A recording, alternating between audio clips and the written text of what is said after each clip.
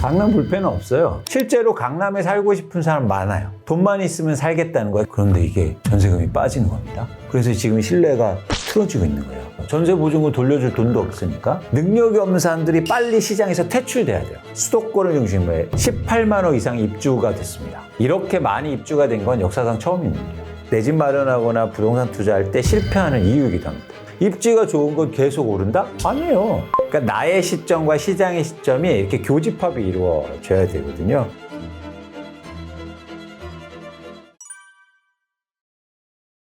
사실 저도 이 전세보증금 전체 규모를 측정하려고 노력을 좀 해봤는데요. 굉장히 어렵습니다. 왜냐하면 거래가 안 되는 전세도 많기 때문에 또 실거래가 신고가 제대로 되지 않고 있어요. 그래서 일단 1천조 규모 정도로 추정하지 이렇게 산정하기 좀 어려운 상황입니다. 전세 보증금이 중요하냐면 금융 시스템을 이야기할 때 일종의 사적 금융이거든요. 전세 보증금을 통해서 누군가 뭔가를 했다는 거죠. 예를 들어서 예금해 놓은 상황이 아니라 임대인이 집주인이 전세 보증금을 받아서 그 돈으로 집을 산다든지 아니면 뭐 주식을 산다든지 사적 용도로 사용했다는 거예요. 근데 이렇게 보면 마치 은행에서 돈을 꾼 것처럼 느껴지잖아요. 그건 뭐냐면 일종의 금융이 될 수가 있다는 거죠. 그런 차원에서 전세보증금이 어쩌면 사적 금융이라고 볼 수 있고 쉽게 말해서 대출이라는 거예요. 최근에 한국의 가계대출이 GDP의 100% 이상까지 올라갔다고 해서 전 세계 금융기관들이나 아니면 신용평가기관들이 경고를 하고 나섰는데요. 만약에 전세보증금까지 가계대출로 편입한다면 그럼 엄청나게 우리나라 가계부채가 큰 거거든요. 그런 차원에서는 사실은 전세보증금이 이런 금융 시스템의 문제로 발전할 수도 있고 그런 문제를 이미 가지고 있는 거 아닌가? 이런 얘기를 하는 이유가 거기에 있습니다. 한국은행 하반기 역전세 경고. 역전세는 굉장히 간단해요. 그러니까 2년마다 한 번씩 전세 계약을 하는데 기존 전세 가격보다 떨어졌을 때가 역전세예요. 그래서 그냥 역전세라는 거죠. 가격이 떨어졌다는 거예요. 1억의 전세 계약을 여러분들이 하셨는데 다음에 계약할 때 7천만 원으로 떨어졌어. 그러면 3천만 원 떨어졌으니까 이런 걸 역전세라고 해요. 근데 비교되는 게 깡통 전세예요. 이건 완전 다른 개념이에요. 전세 가격이 떨어진 게 아니고 지금 전세 가격이 있는데 집의 매매 가격이 전세 가격보다 낮은 겁니다. 그래서 지금 아파트 매매가 2억에 내가 팔 수 있는데 여기에 전세는 3억이 들어와 있어요. 그러면 지금 매매 가격보다 전세 가격이 높잖아요. 이거를 깡통, 아무것도 없다. 빈 깡통이다. 그래서 깡통주택이라고 해요. 그래서 두 개는 좀 다른 개념이고 한국은행에서 얘기한 역전세 현상은 전세 가격이 2년 전보다 지금 전세 가격이 빠졌다는 얘기예요. 그런데 한국은행 보고서를 좀 살펴보면 올해 하반기에 이런 역전세 물건이 전체 전세 계약 중에서 50% 이상이라고 보고 있고, 그러니까 50% 이상이 만기가 돌아와서 계약해야 되는데 다 전세금이 떨어져 있다는 거예요. 그래서 그 세대 수로는 100만 가구가 넘는다는 겁니다. 그리고 또 하나 뭐냐면 깡통 전세도 보고서에 들어가 있는데 그건 전체 전세 중에서 8% 정도라고 이번에 발표한 거예요. 사실 이렇게 규모가 큰 거는 역대 처음이고요. 이런 것들이 하반기에 문제가 일어나면서 주택시장이나 아니면 임대차 시장에 어떤 영향을 줄 건지를 저희가 좀 면밀하게 볼 필요가 있겠죠. 역전세가 이루어지면 아주 간단하게 보면 두 가지 영향이 있어요. 첫 번째는 뭐냐면 전세 가격이 떨어지면 투자 수요가 감소합니다. 쉽게 말해서 우리나라 투자 수요나 투기 수요는 전세를 끼고 집을 사야 되는데 전세 가격이 떨어지면 끼고 못 사잖아요. 불확실성이 커져서 집값이 오르려면 수요가 증가해야 되는데 전세 가격이 떨어지면 수요가 준다는 얘기예요. 특히 투자 수요가. 그리고 두 번째는 뭐냐면 수요도 줄지만 공급을 증가시켜요.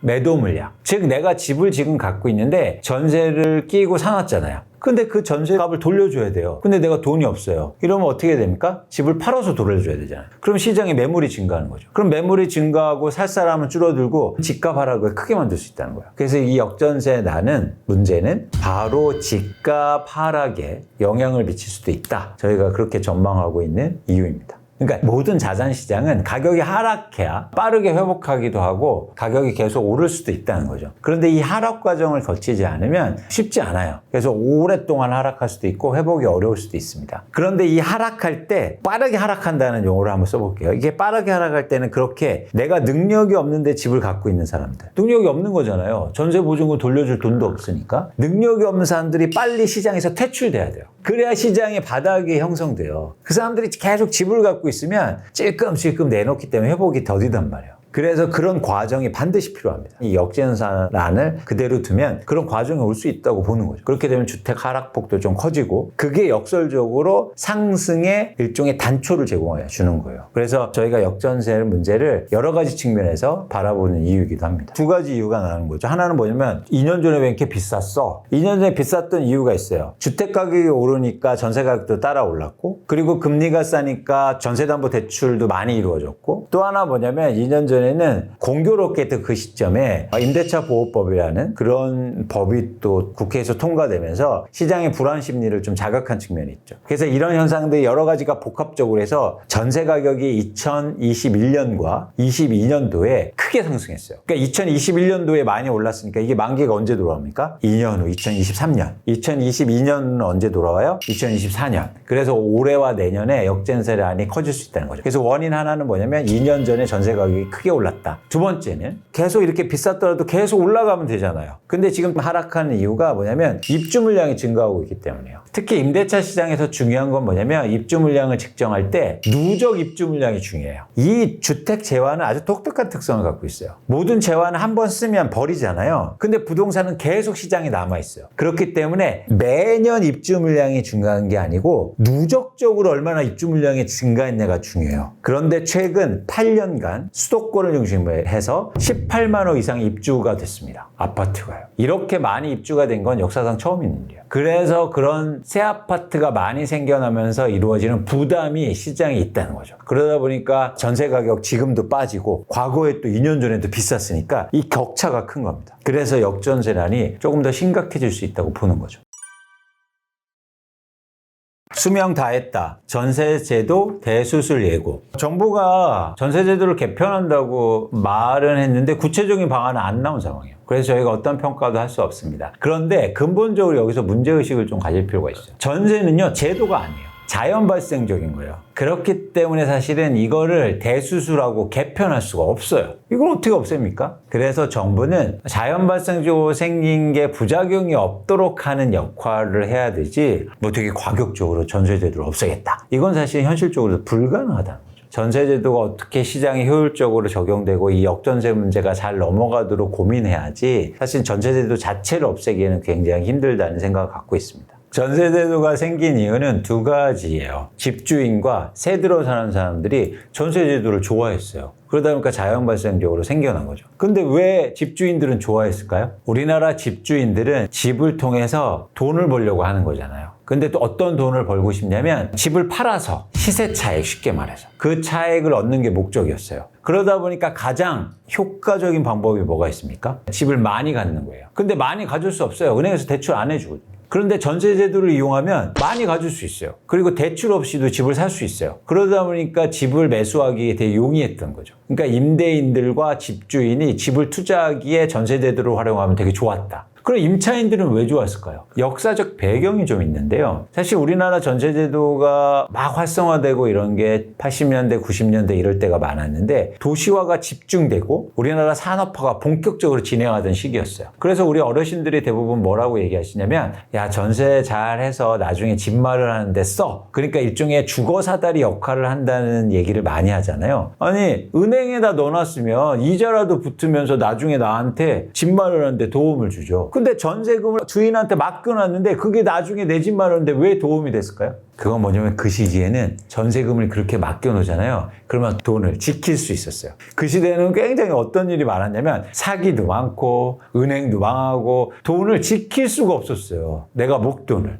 그리고 막 옆에서 친구들이 사업한다고 돈 꿔달라고 그래. 뭐 보증서 들라고 그래. 그래서 돈을 모아놓을 때도 없고 투자할 때도 만만치 않았단 말이죠. 근데 전세금을 딱 맡겨놓잖아요? 그러면 죽으나 사나 어쨌든 그 전세금은 남아요. 그러니까 나중에 내가 돈이 필요할 때 그 전세금을 활용할 수 있었던 거죠. 그런 차원에서 임차인들이 굉장히 안전한 근거 역할을 했다. 전세 제도라는 자체가. 그리고 또 하나 월세가 안 나가잖아요. 사실 이 월세 안 나간다는 것도 저희가 좀 고민할 필요가 있다. 그 당시에 은행에 맡겨놔도 10% 이상씩 돈을 줬거든요. 그러면 그 돈 받아서 월세 냈으면 훨씬 쌌어요. 그런데 그냥 심리적인 그런 상황이에요. 매달 그래도 내 돈이 안 나가니까. 그래서 이런 두 가지 측면. 내 돈을 지키고 심리적으로 좀 안정이 됐다. 그런 차원에서 임차인들, 세입자들도 전세를 선호했다는 거죠. 그래서 집주인도 선호하고 임차인도 선호하고 이러다 보니까 전세제도가 자연 발생적으로 비중이 증가하게 된 거죠.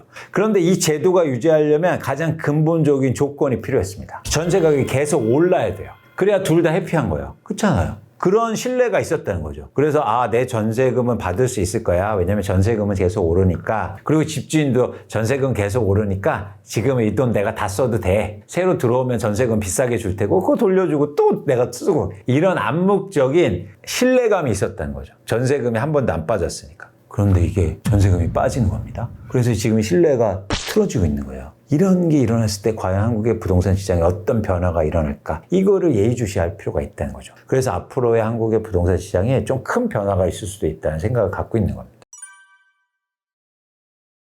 강남 불패, 서울 아파트 역전세 1만 건 아래로 송파 전셋값 상승. 강남 불패는 없어요. 지난해 5월부터 올해 1월 초반까지 전국의 아파트 가격이 하락하는데요. 가장 하락폭이 큰 데가 강남 3구 아파트들이었습니다. 그리고 저는 불패 근거를 어디서 찾는지 모르겠어요. 그래서 강남 불패는 없다라는 거고요. 그러다 보니까 이런 자극적인 기사가 다시 나오는 거예요. 역시나 강남은 뭐 전세가도 안 빠질 거고 살 사람은 많다. 이런 신화들이 있는 거죠. 그런데 이런 신화의 배경에는 뭐냐면 욕망하고도 연결이 돼 있어요. 모든 사람들이 강남에 살고 싶어 한다. 그래서 강남의 수요는 많다. 이게 전제하고 있는 기본적인 사항이에요. 근데 이 말뜻이 굉장히 틀린 말입니다. 생각해보세요. 실제로 강남에 살고 싶은 사람 많아요. 돈만 있으면 살겠다는 거예요. 근데 여기서 중요한 게 뭐야? 돈만 있으면이요. 돈이 없어요. 우리가 수요를 얘기할 때는 그냥 수요, 욕망하는 수요가 아니라 유효 수요가 중요해요. 그 집을 살만하냐. 그래야 집값을 결정하는 수요가 돼요. 예를 들어서 우리가 엄청나게 고급 스포츠카 모두 다 타고 싶어 하죠. 그런다고 해서 그 회사들이 모두 다 사고 싶어 하니까 그냥 막 생산해내. 이럽니까? 이렇게 하는 회사가 어디 있어요? 얼마만큼 생산해내요? 내 비싼 차를 얼마만큼 살 수 있느냐. 수요가 몇 명이냐를 예측해서 생산해내야죠. 그게 바로 유효 수요 관점이에요. 그래서 강남의 아파트는 유효 수요가 많지 않다는 거예요. 가격이 너무 올라가면 그러면 수요가 감소하게 되는 거예요. 살고 싶은 사람 많죠. 근데 살 수 있는 사람은 없다니까요. 그런 차원에서 강남의 집값도 빠질 수 있다는 거예요. 가격이 오르면. 그래서 여러분들이 그런 수요를 좀 다른 관점으로 보셔야 된다. 그 말씀을 꼭 드리고 싶습니다.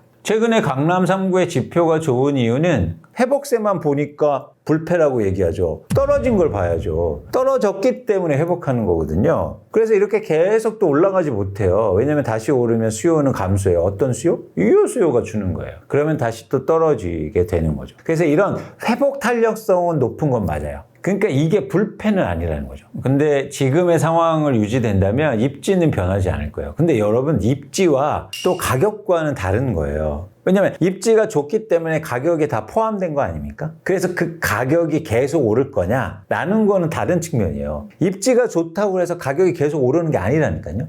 그래서 여러분들이 이걸 동일하게 보시면 안 돼요. 그래서 저희가 내 집 마련하거나 부동산 투자할 때 실패하는 이유이기도 합니다.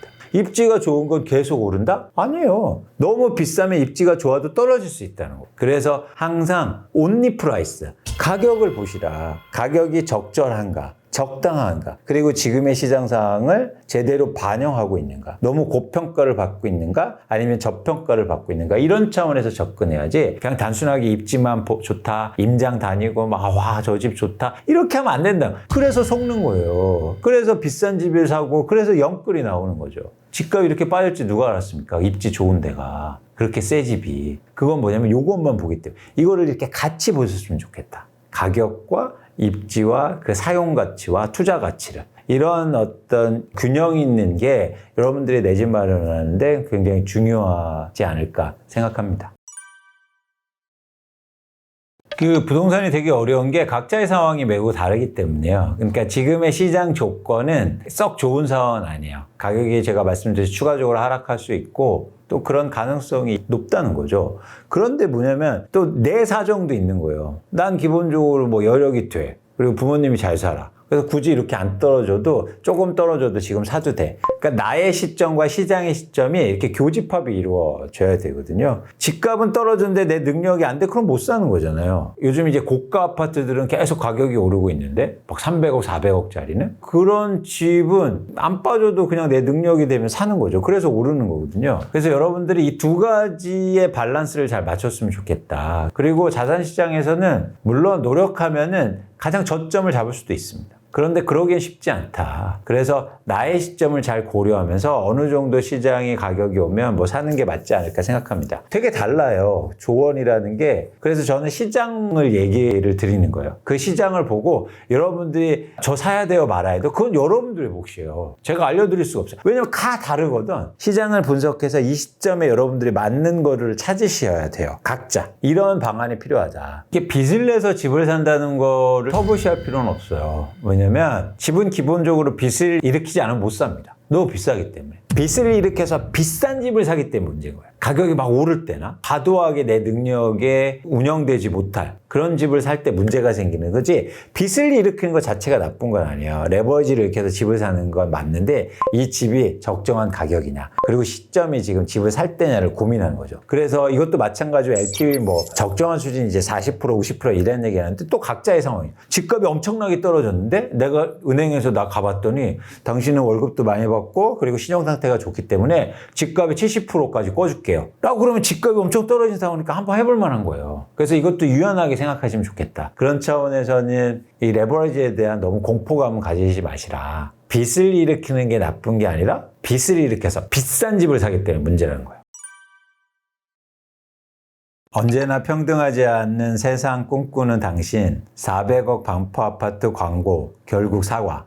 근데 이런 광고를 낸 이유는 어쨌든 이 광고를 내면서 굉장히 광고는 또 잘 됐잖아요. 사람들이 많이 알게 됐으니까. 그래서 그런 효과를 노린 건 아닌가? 그런데 또 이걸 보면서 이런 생각도 들더라고요. 아, 실제로 사람들의 욕망이 그런 걸 수도 있겠다. 다른 사람보다 잘 사는 걸 내보이고 싶고 차별점을 사실은 내세우는 데는 부동산만한 게 사실 없거든요. 대표적인 사치제라는 게 사실 자동차 이런 건데, 자동차와 함께 집이라는 거는 또 다른 그런 과시를 할 수 있는 그런 수단이 될 수 있겠잖아요. 그런데 이런 욕망들을 막 이렇게 자극하고 그거를 부추기는 사회가 되면 그럼 약육강식인 거예요. 최근에 한국의 집값이 9년간 상승했는데 집이 없는 사람들은 박탈감, 또 비싼 집에 사는 사람들은 그런 우월감, 이런 것들이 겹쳐지는 뭐 단초적인 현상이 아닐까 생각합니다. 또 하나 근데 이런 광고들이요, 집값의 꼭지를 이야기할 수도 있어요. 가장 비싸다는 증거, 너무 지금 많이 올랐다, 이런 사회적인 병리 현상들이 그렇게 집값이 버블이 심해졌을 때 나오거든요. 과거에 일본에서도 집값이 뭐 엄청나게 버블이 많이 끼었을 때 이런 얘기들 해요. 막 도쿄에 땅을 다 팔아서 미국을 사자, 막 이런 광고도 나오고, 일본이 자기네 나라가 전 세계에서 땅값이 제일 비싸다, 그래서 뭐 엄청 호화한 집 같은 게 막 광고로 나오고 그런 책들이 나오고, 그런 시점이 정확히 쉽게 말해서 꼭지, 가장 버블이 심했던 시점이거든요. 그래서 이런 광고를 볼 때 아, 이게 한국의 아파트 가격이 지금 버블이 엄청 꼈구나, 이런 생각이 좀 들게 하는 거죠. 그래서 일단 정치나 정책은 이런 부동산 시장이 과도하게 그렇게 약육강식의 시대가 되지 않도록 보호해 줄 필요가 있죠. 그래서 이제는 주거 취약층이나 청년층 이런 부분에 대해서 주거 복지를 확충할 필요가 있는 겁니다. 민간하게 너무 이렇게 맡기면 다 비싸게 팔으려고 할 거잖아요. 그러면은 문제가 생기는 거죠. 그래서 최근에도 보면 빌라 사기라든가 이게 과도하게 주거 취약층의 임대차 시장이